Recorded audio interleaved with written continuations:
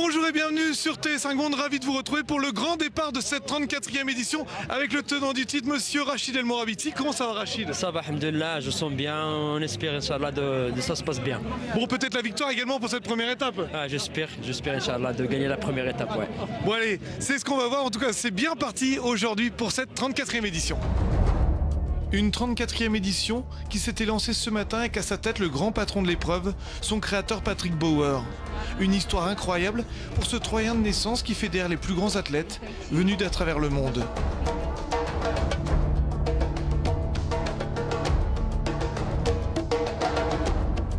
L'histoire débute en 1984, lorsque Patrick, à peine la vingtaine, se lance le pari fou de traverser seul le Sahara en autosuffisance alimentaire. L'histoire d'amour est lancée. 2 ans plus tard, le marathon des sables voit le jour, avec 23 athlètes au départ.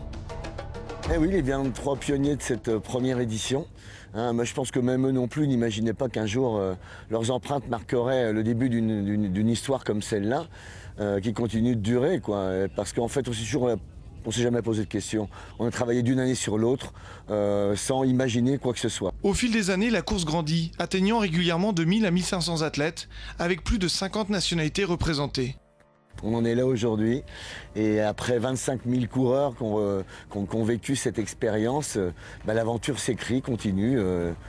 C'est une merveilleuse chose, quoi.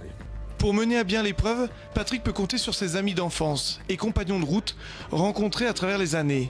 Des bénévoles et amis proches, soudés pour créer une vraie famille qui lui fait entièrement confiance. J'ai jamais rencontré au cours de ma vie un homme aussi charismatique, qui est attentif aux gens, qui est adorable et que j'adore d'ailleurs. Il m'amènerait au bout du monde, que je le suivrai sans problème.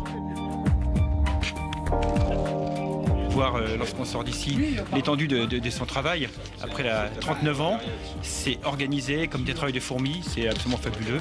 On est tous là puis on le suit parce qu'on aime. Il arrive à fédérer des gens et à fidéliser, je dirais, une application de tout le monde sur cette action qu'est le marathon des sables.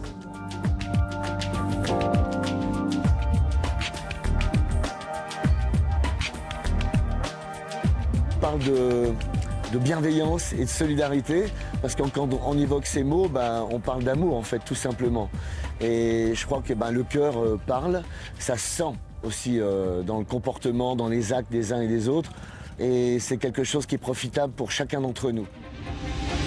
Place à la course désormais avec donc cette première étape qui a mené les athlètes d'El Beau-Rouge à Tisser-Midine, 32,2 km au total avec des dunes, des plateaux caillouteux et des petits oueds. À ce petit jeu-là, sur un terrain assez roulant, les Marocains ont rapidement dynamité la course. En tête comme l'an passé, les frères Morabiti ont imposé leur rythme. Rachid, tenant du titre, a vite pris les devants avec son rythme effréné. 6 fois vainqueur de l'épreuve, il s'impose de nouveau aujourd'hui et montre déjà qu'il est dans le rythme. La première étape a été très dure. Il y a beaucoup de lignes droit plat.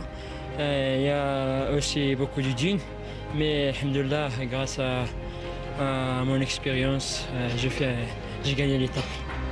A noter également l'incroyable domination de Rania De Bats, la hollandaise, championne du monde de trail et de skyrunning, qui termine avec 25 minutes 34 d'avance sur Aziza Raji 2e, prenant déjà le costume d'ultra favorite. À demain.